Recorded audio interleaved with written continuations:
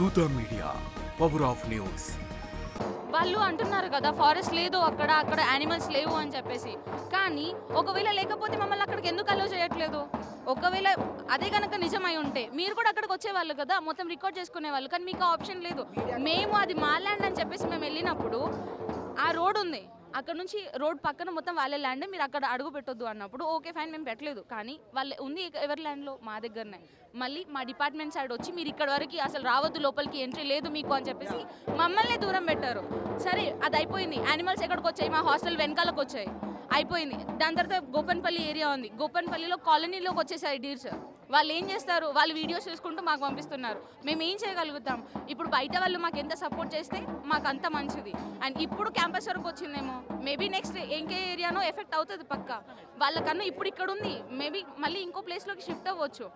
అంత మంచి ఫారెస్ట్ ఏరియాని పెట్టుకొని ఒక ఐటీ పార్క్ ఎట్లా వస్తుంది ఆ ఏరియాలో? అక్కడ ఉన్న స్నేక్స్ రోడ్స్ పైనకు వచ్చేస్తున్నాయి. ఆ జేసీబీ బయ్యలు ఎన్ని చంపేసి ఉంటారో కదా ఆ ఫారెస్ట్లో, ఎంత ఎఫెక్ట్ అవుతుంది? పర్యావరణ శాఖ అంటారు, ఫారెస్ట్ డిపార్ట్మెంట్ ఉంది అంటారు. ఏం చేస్తున్నారు? ఇక్కడికి వచ్చి ప్రొటెస్ట్ చేస్తున్న వాళ్ళకి ఇంకా లాఠీ చార్జీలు ఒకటి. అసలు ఏ రైట్ లేదు స్టూడెంట్స్ని కొట్టడానికి. అలాంటిది వాళ్ళు ఎలా కొట్టగలుగుతున్నారు? వీళ్ళు పీస్ఫుల్ ప్రొటెస్ట్ చేసుకుంటున్నారు. నిన్న కూడా ఒక అతను నిరాహార దీక్ష చేశాడు. పర్సన్స్ లేని టైంలో చూసి అతన్ని తీసుకెళ్ళిపోయారు Gandhi hospital. 3 times medical checkup అంట.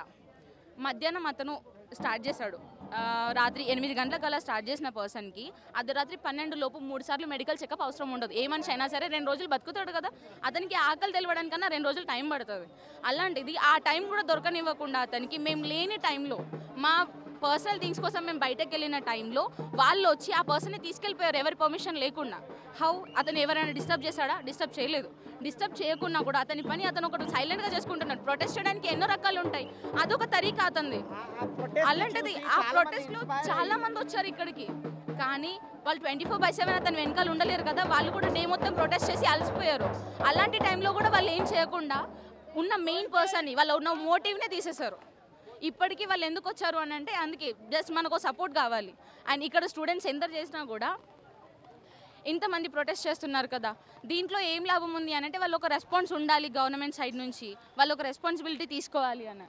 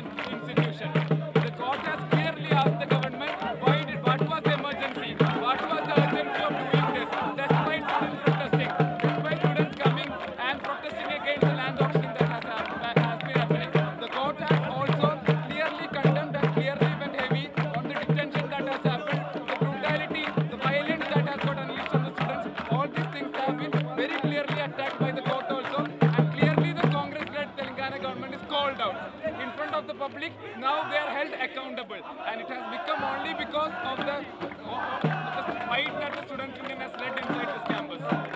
Okay. So High Court stay విధించింది. మనం చూస్తున్నాం కదా, కొన్ని రోజులుగా మేము చేస్తున్న పోరాటానికి హై కోర్టు దిగొచ్చి సుమోటోగా ఈ కేసును తీసుకొని స్టే ఇచ్చింది. 7 తారీఖు వరకు వాయిదా వేసి రిపోర్ట్ కూడా సబ్మిట్ చేయడం జరిగింది.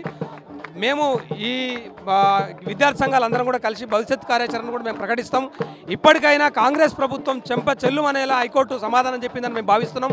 ఇప్పటికైనా బుద్ధి తెచ్చుకొని సద్విమర్శ చేసుకోవాలని గవర్నమెంట్కి మేము మళ్ళీ హెచ్చరిస్తున్నాం. మీరు సద్విమర్శ చేసుకొని మీరు ముందుకొచ్చి ఇప్పటికైనా ఈ నిర్ణయాన్ని వెనక్కి తీసుకొని ల్యాండ్ టైటిల్ని, హెచ్సియు ల్యాండ్ టైటిల్ని, మాకు ల్యాండ్ టైటిల్ హెచ్సియు పేరు మీద చేయాలని మా ప్రధానమైనటువంటి డిమాండ్లలో అది ఒక డిమాండ్. కాబట్టి మా ల్యాండ్ని, హెచ్సియు ల్యాండ్కి అప్పచెప్పాలని కూడా మా ప్రధానమైన డిమాండ్ ఉంది.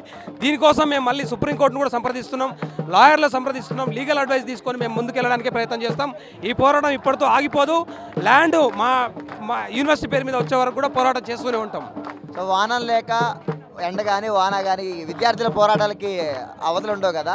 సో విద్యార్థి సంఘాలు అన్నీ మూకమ్మడిగా ఇప్పుడు ఇక్కడ పోరాటం మీరు చూస్తూ ఉన్నారు. సో ఇవాళ కోర్టు స్టే ఇచ్చింది, అది మీకు కూడా తెలిసిందే. ఇందాక అన్న మెన్షన్ చేసినట్లు 7వ తారీఖు దాకా మా నేలను ముట్టుకోవద్దు, బుల్డోజర్ రాజ్యం ఏదైతే మా క్యాంపస్లో అడుగుపెట్టిందో అది ఆగిపోవాలని చెప్పేసి కోర్టు స్టే ఇచ్చింది. రేవంత్ రెడ్డి ఇప్పటికైనా తెలుసుకోవాలి, ఎందుకంటే ఈ నేల మాది కాబట్టి మేము పోరాడుతున్నాం. చెప్తున్నాం రేవంత్ రెడ్డి, గెలుపు అనేది స్టూడెంట్స్ వైపే ఉంది, ఖచ్చితంగా గెలుస్తాం. సుప్రీంకోర్టు కాదు, హైకోర్టు కాదు, ఏదైనా గెలుపు మా వైపే ఉంది, గుర్తుంచుకో. ప్రస్తుతం హైకోర్టులో కానీ సుప్రీంకోర్టులో కానీ స్టే వచ్చింది ఏదైతే ఉందో, I mean this is the example of democracy spirit in the political system.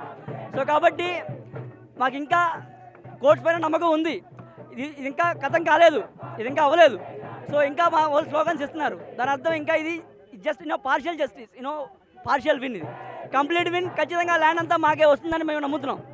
మేము కంటెస్ట్ చేస్తాం. దానికి మా వైస్ ఛాన్సలర్ రిజిస్ట్రార్ ఇంకా రావాలి, వాళ్ళ దగ్గర నుంచి ఇంకా రెస్పాన్స్ లేదు. దాని గురించి మీద కూడా రేపటి నుంచి కానీ మాకు కుదిరినంతసేపు రేపటి నుంచి అక్కడ వైస్ ఛాన్సలర్ రిజిస్ట్రార్ నుంచి ఇంకో బిల్ వేసే విధంగా మేము ఉద్యమాన్ని ఉధృతం చేసే ఉద్దేశంలో ఉన్నారు మా వాళ్ళు. సో ఇప్పటికీ మేము చాలా హర్షిస్తున్నాం సుప్రీంకోర్టు నుంచి సుమోటోగా తీసుకున్నందుకు. We are thanking supreme court and the court of justice from bottom of my heart. ఈరోజు హైకోర్టులో స్టే ఇచ్చినందుకు మాకు చాలా సంతోషంగా ఉంది. 8వ తారీఖు వరకు ఇది ఉంది. అలాగే సుప్రీంకోర్టు కూడా మాకు సుమోటోగా తీసుకున్నది. మా ఎన్విరాన్మెంట్ పైన సుప్రీంకోర్టు పైన మాకు న్యాయం జరుగుతుంది, మా భూమి మాకు వస్తుంది అనేది మేము గట్టిగా నమ్ముతున్నాము. అదే కాకుండా ఈ విషయం పైన వీసీ గారు తొందరగా స్పందించి మాతో పాటు నడుచుకోవాల్సిందిగా మేము కోరుతున్నాము. రేవంత్ రెడ్డి గారిని కూడా వెనక్కి తగ్గేసి ఈ భూమిని పరిశీలించాలి. ఈ హైదరాబాద్కి లంగ్స్ అయినటువంటి యూనివర్సిటీ ఆఫ్ హైదరాబాద్ని తక్షణమే మీరు మళ్ళీ ఏ విధంగా నాశనం చేశారో ఆ విధంగా పునరావృతి చేసి తప్పకుండా మా అడవిని మాకు, మా భూమిని మాకు ఇవ్వాల్సిందిగా కోరుతున్నాము. For more updates, please subscribe Dutta Media.